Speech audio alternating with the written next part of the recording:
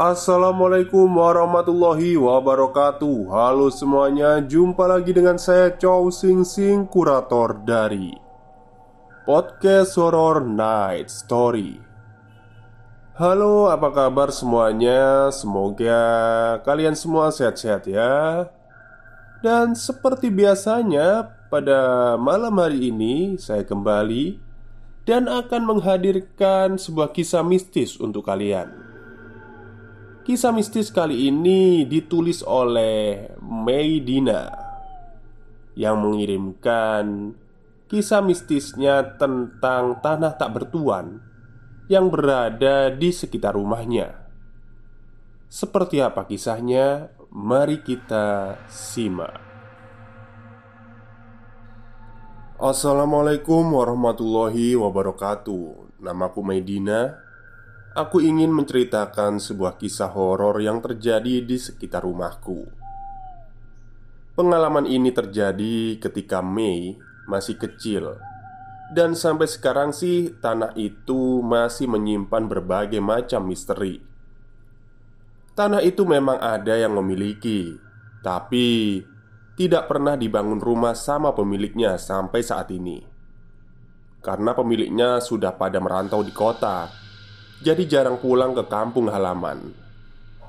Dan karena tidak pernah dirawat, bahkan jarang ditengok, pemiliknya pun entah berada di mana sekarang. Tanah itu ditumbuhi semak belukar yang rindang.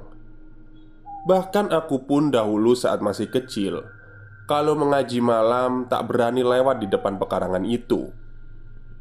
Sedikit gambaran tentang pekarangan itu. Pekarangannya cukup luas, ditumbuhi pohon pisang, pohon randu, dan pohon pete, dan semak belukar. Kalau malam kesan horor amat terasa sekali. Orang pun tak berani memandang lama tentang pelataran itu, seperti menyimpan misterinya sendiri. Sedikit gambaran lokasi tanah itu. Berada di dekat rumahku. Hanya beda 10 rumah saja. Akses menuju pekarangan itu memasuki gang sempit. Walaupun tergolong memasuki perumahan padat, tapi tetap pekarangan itu masih menyimpan misteri sampai saat ini. Dahulu waktu tahun 2000, aku masih kecil, lebih tepatnya kelas 1 SD. Pada tahun itu, orang-orang yang mempunyai televisi masih sangat jarang. Sehingga orang yang mempunyai televisi pada masanya banyak orang yang berkunjung ke rumahnya hanya sekedar menonton bersama. Dan pada kala itu, film Mak Lampir jadi film favorit bersama-sama. Ya, serasa menonton di bioskop lah. Sebut saja namanya Pak Cahya. Pak Cahya pada waktu itu suka menonton TV di rumahku. Pada zaman itu, serial favorit untuk menonton bersama adalah Mak Lampir yang dimulai pukul 8 malam. Pak Cahya dari jam 7 sudah bergegas menuju rumahku untuk menonton televisi favorit bersama orang tuaku. Jam 10 malam acara TV pun selesai. Pak Cahya segera pamit untuk pulang ke rumahnya dengan berjalan kaki. Rintik hujan gerimis mengiringi langkah kaki Pak Cahya. Jalanan amat begitu sepi sekali. Jarak rumah Pak Cahya dan rumahku hanya sekitar 10 menit ditempuh dengan berjalan kaki. Pak Cahya pun pulang melewati pekarangan yang tak bertuan itu. Udara dingin menembus kulit Pak Cahya diiringi dengan rintihan hujan. Jalanan pun amat begitu sepi. Seakan-akan Pak Cahya hanya berjalan di kesendirian malam pada waktu itu. Dengan perasaan merinding, Pak Cahya pun memberanikan diri. Langkah demi langkah, Pak Cahya pijaki. Tiba-tiba, langkah Pak Cahya terhenti tepat di depan pekarangan itu. Mata Pak Cahya terpaku melihat sosok hitam kecil yang berdiri tepat berada di bawah pohon pisang itu. Diperjelasnya pandangan itu sambil mengucek kedua bola matanya. "Itu apa ya?" batin Pak Cahya di tengah keheningan malam. Walaupun merinding dan takut, tapi Pak Cahya masih tetap fokus melihat sosok itu. Tiba-tiba, sosok hitam itu berubah menjadi besar hingga tingginya menjulang setinggi pohon kelapa. Matanya merah, giginya menyeringai ke arah Pak Cahya. Pak Cahya pun hanya terpaku, seakan-akan badannya kaku. Untuk melangkah pun kaki tak mampu, apalagi berlari. Selang beberapa menit, tiba-tiba mulut Pak Cahya berucap,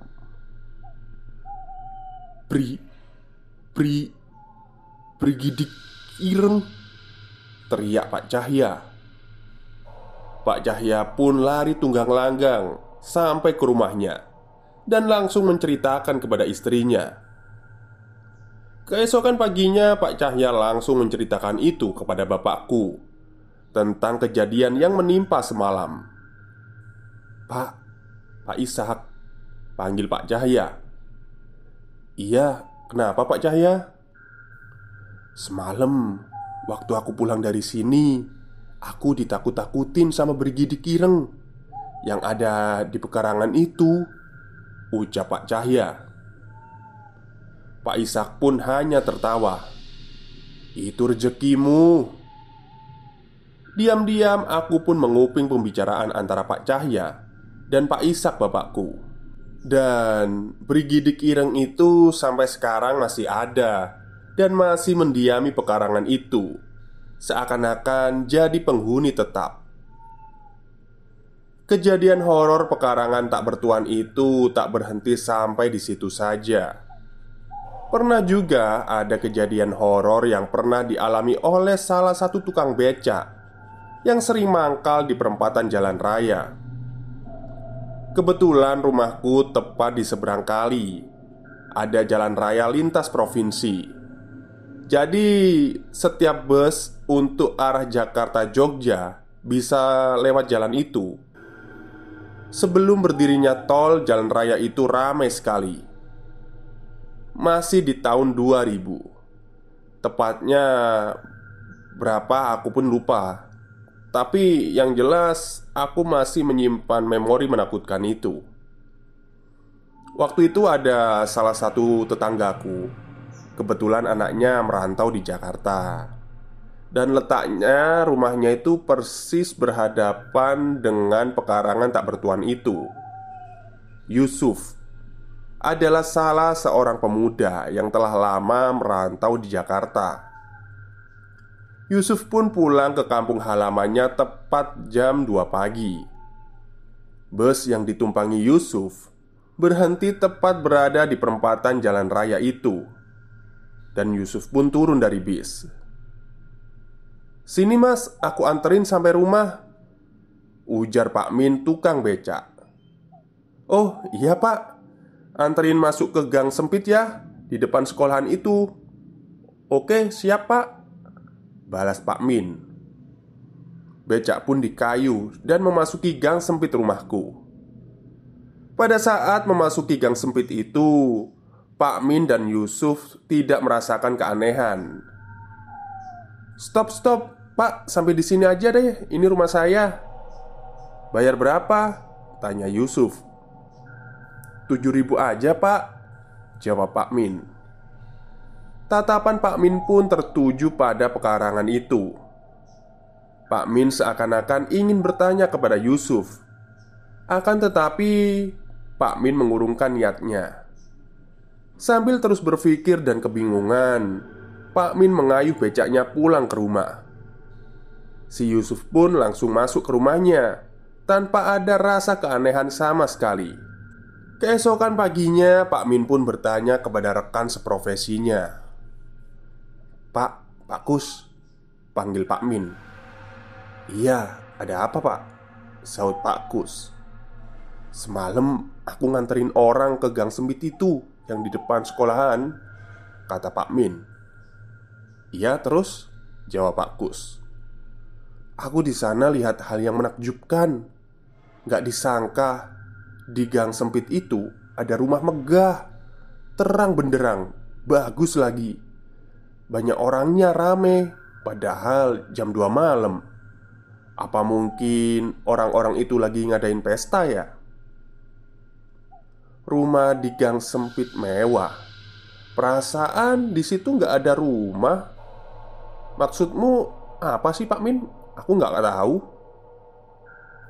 Ada itu loh Pak, persis di depan rumahnya Yusuf, anaknya Bu Mimin, yang pakai kacamata, kata Pak Min berucap sambil menegaskan. Pikiran Pak Kus menerawang tajam. Kamu salah lihat kali Min. Di depan rumahnya Bu Mimin itu pekarangan kosong. Lah, masa iya? Sepertinya tidak mungkin deh Pak. Orang aku masih mengingatnya. Masa iya mataku siwer? Jawab Pak Min mengelak. Yowis Min, kalau kamu nggak percaya, sana lihat sendiri dan buktikan ucapanku itu benar. Jangan-jangan kamu semalam disirap lagi sama setan situ. Canda Pak Kus. Ah, masa sih?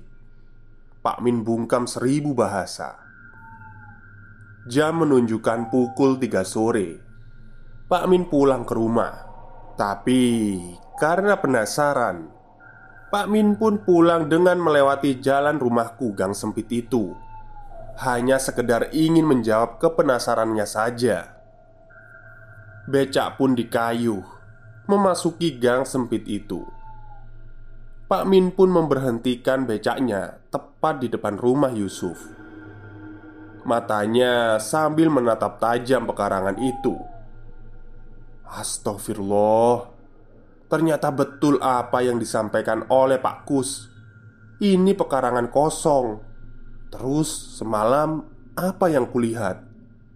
Ucap batin Pak Min. Tiba-tiba punggung Pak Min pun ditepuk dari belakang yang membuyarkan lamunannya. Pak, Bapak tukang becak yang semalam ya? Tanya Yusuf. Ternyata yang menepuk itu Yusuf, penumpang semalam. Bapak kenapa bengong di sini? Ngeliatin apa sih? Ntar kesambet loh, canda Yusuf. Gini mas, semalam bapak nganterin kamu pulang. Bapak ngelihat di pekarangan ini ada rumah megah loh. Emang mas Yusuf ini nggak ngelihat apa? Tanya Pak Min. Yusuf pun hanya tertawa. Pak, berarti semalam bapak dapat rejeki. Penghuninya minta kenalan tuh sama bapak, jawab Yusuf. Bukan cuma bapak doang yang sering diganggu. Udah banyak pak yang sering diganggu. Bahkan aku pun sering. Tapi aku sih cuek. Yang penting mereka nggak nyakitin, jawab Yusuf menjelaskan. Oh gitu ya mas. Ya udah saya pulang dulu. Pak Min masih terngiang-ngiang kejadian semalam dan akhirnya mencoba melupakan. Tanah itu pun dulunya pernah sempat dijual dengan pemiliknya. Tapi entah kenapa seakan-akan ada yang menghalangi. Tanah itu pun tak kunjung laku sampai saat ini. Bahkan sampai nenek buyut sudah pada meninggal pun dan sekarang sudah jatuh ke ahli warisnya, tanah itu tak kunjung laku. Sampai ahli waris bosan mengurusi tanah itu, akhirnya terbengkalai begitu saja. Sesekali kalau semak belukarnya sudah tinggi, ahli waris menelpon orang dan menyuruh untuk membabatnya. Dan kalaupun membabatnya, mereka tak luput pakai permisi dan sambil diiringi doa. Pada tahun 2007, aku sudah sekolah SMP. Hanya beda blok dari rumahku. Tetanggaku menggelar pertunjukan wayang kulit. Banyak warga yang berduyun-duyun untuk menonton. Bahkan dari tetangga desa pada ikut menyaksikan. Pagelaran wayang identik dimulai pada malam hari. Dan hanya bapak-bapak saja yang mampu begadang sampai pagi. Ibu-ibu jarang sekali terlihat. Sebut saja namanya Pak Karyo. Pak Karyo sangat hobi menonton pertunjukan wayang. Tapi entah kenapa Pak Karyo pada saat itu tak sampai selesai menyaksikannya karena merasa tidak enak badan. Jam menunjukkan pukul 1 malam. Pak Karyo bergegas pulang dan melewati gang sempit itu. Otomatis harus melewati pekarangan angker itu. Pintu rumah semuanya sudah tertutup rapat. Hanya menyisakan Pak Karyo, seorang yang melewati gang sempit itu. Dengan perasaan takut dan was-was, Pak Karyo pun mulai melangkah maju. Tumben ya kok sepi amat, batin Pak Karyo. Ya sudahlah, bismillah. Dia memasuki gang sempit sebelum melewati pekarangan itu. Dari arah kejauhan, samar-samar Pak Karyo melihat sosok laki-laki sedang berjalan ke arah berlawanan dengan memakai pakaian serba hitam. Alhamdulillah, akhirnya ada orang juga, gumam Pak Karyo. Dengan perasaan sedikit tenang, Pak Karyo pun melangkah. Tepat di depan pekarangan itu, mereka berpas-pasan dan saling menatap. Karena Pak Karyo orangnya ramah, Pak Karyo pun menyapa orang itu. "Mas, mau lihat wayang juga ya?" tanya Pak Karyo. Lelaki itu hanya tersenyum menyeringai dan menunjukkan taringnya. Sangat persis sekali seperti Dracula, mempunyai taring dan berwajah pucat. Pak Karyo pun sontak istighfar dalam hati. Astagfirullah, ternyata demit. Pak Karyo langsung mempercepat langkah kakinya. Karena Pak Karyo dikenal orang yang cukup pemberani. Dari arah belakang sosok itu ketawa cekikikan, mirip seperti kuntilanak. Batin Pak Karyo mengatakan, mungkin ini yang dimaksud kuntilanak lelaki. Pak Karyo pun segera bergegas menuju rumahnya. Bukan hanya Pak Karyo saja yang pernah berkenalan dengan penghuni gaib pekarangan itu. Bahkan Pak Ajis pun tetanggaku pernah merasakan juga. Di tengah malam, tiba-tiba istri Pak Ajis membangunkan Pak Ajis. "Pak, bangun pak." "Ada apa sih bu?" "Anu pak, aku kebelet. Anterin ke kali yuk buat BAB. Tahu sendiri WC kita lagi mampet," jawab Bu Sri. Kebetulan di kali depan ada WC umum, atau orang biasa dikenal dengan sebutan jamban. Oke," jawab Pak Ajis ketus. Karena pada waktu itu Pak Ajis masih mengantuk. Mereka pun keluar rumah dan berjalan menuju kali. Pak Ajis pun menunggui di pinggiran kali. Tak terjadi apapun pada saat berada di sungai itu. Bu Sri pun membersihkan di situ juga karena pada saat itu Bu Sri membawa seember air yang digunakan untuk bebersih. Saat mereka pulang menuju ke rumah, kebetulan rumah Pak Ajis dekat dengan pekarangan tak bertuan itu. Langkah kaki mereka terhenti seketika. Dari kejauhan, samar-samar Pak Ajis dan Bu Sri melihat selendang merah terbang melayang dari atas kepala mereka menuju ke pekarangan itu. "Pak, itu apa?" tanya Bu Sri. "Nggak tahu bu," jawab Pak Ajis. Selendang merah itu tiba-tiba mendaratkan tubuhnya di pekarangan itu, dan seketika berubah menjadi sosok yang menyeramkan. Wajahnya berlumur darah dan tertawa cekikikan. Sontak Bu Sri dan Pak Ajis berlari ke dalam rumah. Ember pun ditinggalkan begitu saja di jalan. Sambil menutup pintu, Pak Ajis berkata, "Astagfirullah bu, kuntilanak itu bu." Mereka pun tidak berani mengintip ke jendela lagi dan kembali tidur. Masih ada lagi satu kisah mistis yang pernah dialami Ibu Wasila.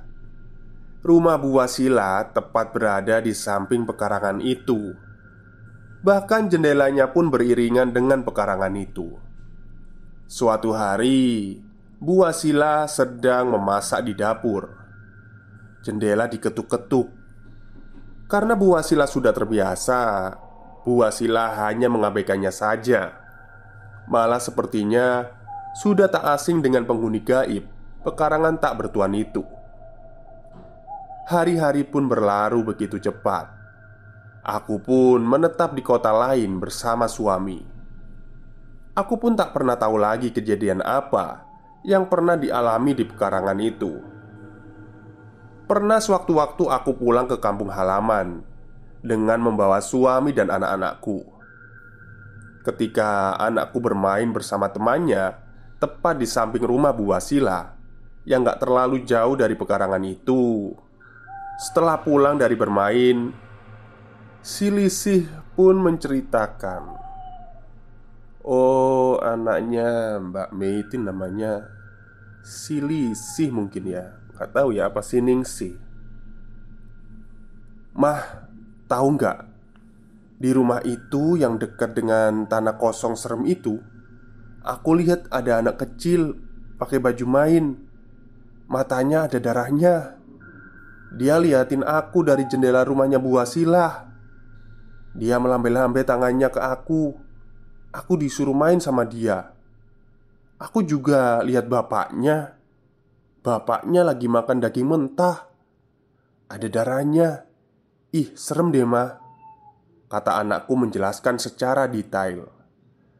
Namanya juga anak-anak. Apa yang dilihatnya, dia akan menceritakan sejujur-jujurnya. Aku pun hanya bisa tertegun. Ternyata setan-setan itu masih ada. Gak pada hilang juga. Apa kabar dengan Bu Wasila yang rumahnya sering jadi persinggahan?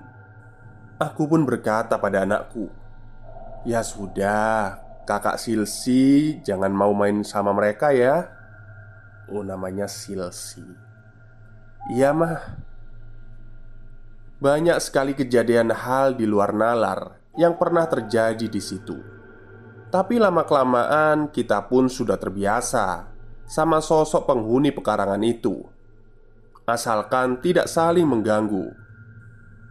Sampai sekarang pekarangan itu tak pernah dibangun rumah, dijual pun tidak. Wassalamualaikum warahmatullahi wabarakatuh. Baik, terima kasih kepada Mbak Mei yang sudah mengirimkan pengalaman mistis orang-orang kampungnya ya. Jadi dalam cerita ini memang melibatkan beberapa korban ya. Ternyata tidak hanya satu orang, beberapa orang juga. Ya, pekarangan kosong memang kayaknya tempat-tempat kayak gitu sih.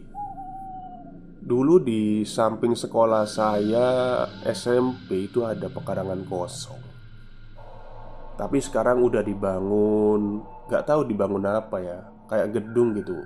Pekarangan itu masih punyanya SMP. Tapi kata orang-orang, isunya itu di pekarangan itu kayak tempat pembantaian PKI gitu. Jadi waktu pembangunan itu banyak, nggak banyak sih, cuma ada tiga. Ditemukan tiga tengkorak tanpa kepala. Jadi orang-orang waktu itu yang mikirnya ya PKI lah, tempat pembantaiannya PKI. Ya, mungkin itu saja cerita pada malam hari ini. Kurang lebihnya saya mohon maaf. Wassalamualaikum warahmatullahi wabarakatuh.